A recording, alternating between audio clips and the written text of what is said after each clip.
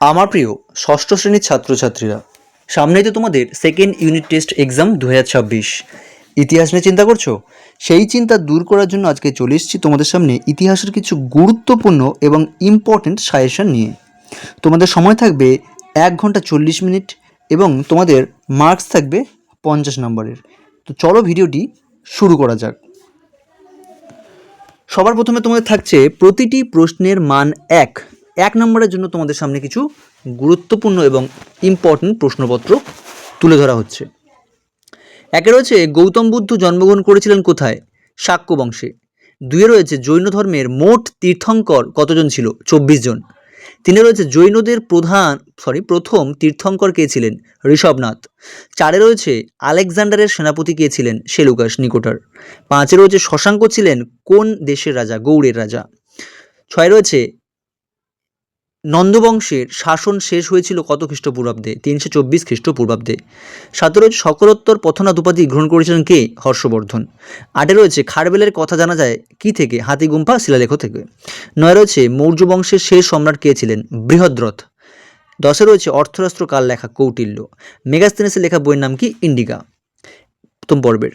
Next আছে 12তে জৈন ধর্মের শেষ দুজন তীর্থঙ্করের নাম কি? মহাবীর ও পার্শ্বনাথ।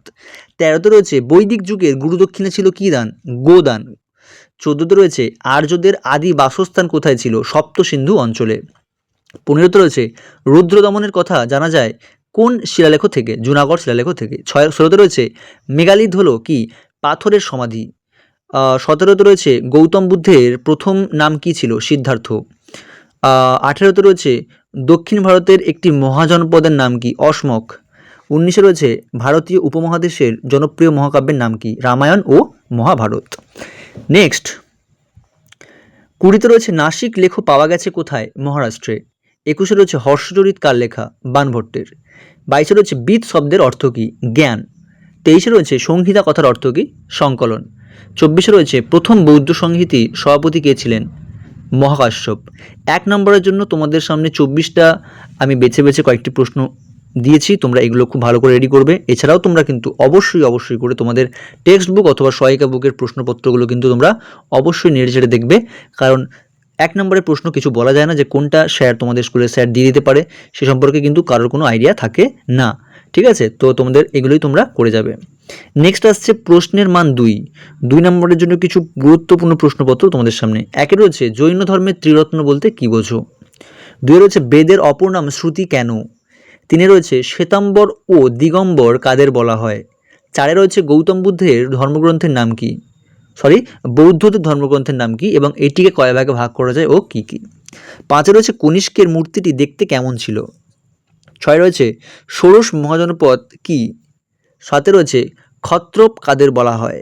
তাহলে এই যে 7টা প্রশ্ন 2 নম্বরের জন্য তোমরা এই পর্বে দেখতে পাচ্ছ, এটা কিন্তু তোমরা খুব ভালো করে রেডি করবে, কারণ সমস্ত প্রশ্ন কিন্তু তোমাদের স্টার মার্কস দেওয়া রয়েছে পাশে। তাহলে স্টার মার্কস দেওয়া প্রশ্নগুলো কিন্তু তোমরা একটাও মিস করবে না, কারণ এগুলো কিন্তু খুবই ইম্পর্টেন্ট তোমাদের কিন্তু সেকেন্ড ইউনিট টেস্টের জন্য।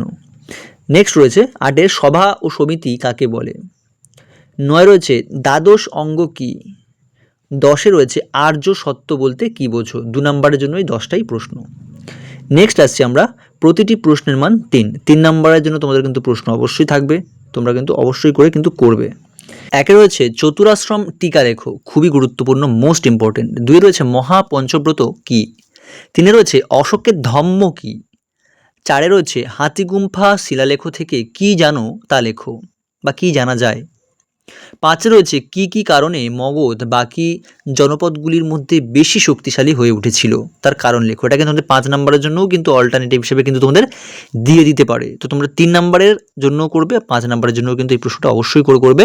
এছাড়াও তোমরা চতুরাশ্রম এবং অশোকের ধর্মটাও কিন্তু তোমরা 5 নম্বরের জন্য অবশ্যই করে দেখে রাখবে। 6 রয়েছে সপ্ত সিন্ধু অঞ্চল বলতে কি বোঝো? তাহলে এই যে 6টা প্রশ্ন তোমরা কিন্তু ভালো করে রেডি করবে। নেক্সট আসছে প্রতিটি প্রশ্নের মান 5। তোমাদের এবার মেন প্রশ্ন হচ্ছে লং প্রশ্নের জন্য 5 নাম্বারের কিছু গুরুত্বপূর্ণ প্রশ্ন তোমাদের সামনে থাকছে। একে রয়েছে সমুদ্রগুপ্তের কৃতিত্ব আলোচনা করো, মোস্ট ইম্পর্টেন্ট প্রশ্ন তোমাদের 5 নাম্বারের জন্য থাকবে, অবশ্যই করে কিন্তু তোমরা রেডি করবে এটা।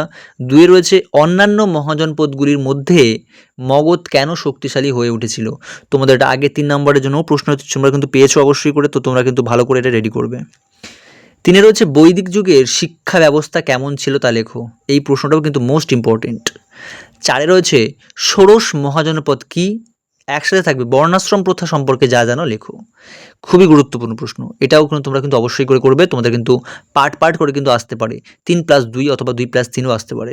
5 রয়েছে হাতিগুম্পা শিলালেখ টিকা লেখো, তাহলে হাতিগুম্পা শিলালেখ তোমাদের কিন্তু টিকাতে অবশ্যই করে দিয়ে দেবে। তো তোমরা কিন্তু এই যে প্রশ্নগুলো তোমরা কিন্তু অবশ্যই করে করবে, কারণ তোমাদের কিন্তু 3 নাম্বার এবং 5 নাম্বারের যে সমস্ত প্রশ্নগুলো তোমাদের কিন্তু দেওয়া হয়েছে, আমি বারংবার করে তোমাদেরকে বলছি, তোমরা নোট ডাউন করার আগে ভালো করে এটা শুনে নাও যে তোমাদের কিন্তু 3 নাম্বারের যে সমস্ত প্রশ্ন দেওয়া আছে, কিছু প্রশ্ন তোমাদের কিন্তু 5 নাম্বারের জন্য কিন্তু দিয়ে দিতে পারে, অথবা তোমাদের কিন্তু 5 নাম্বারের দেওয়া কিছু প্রশ্ন তোমাদের কিন্তু 3 নাম্বারের জন্য কিন্তু অবশ্যই তোমাদের কিন্তু দিয়ে দিতে পারে। তো তোমরা সবাই কিন্তু চেষ্টা করবে যে প্রশ্নগুলোকে খুব ভালো করে রেডি করে যাওয়ার। ভিডিওটা ভালো লাগলে চ্যানেলটা সাবস্ক্রাইব করে পাশে থাকবে এবং পাশে থাকা বেল আইকনটা অবশ্যই ক্লিক করে রাখবে, যাতে সাজেশন ভিডিও পোস্ট করার সাথে তোমাদের আগে নোটিফিকেশনটা তোমাদের ফোনে পৌঁছে যায়।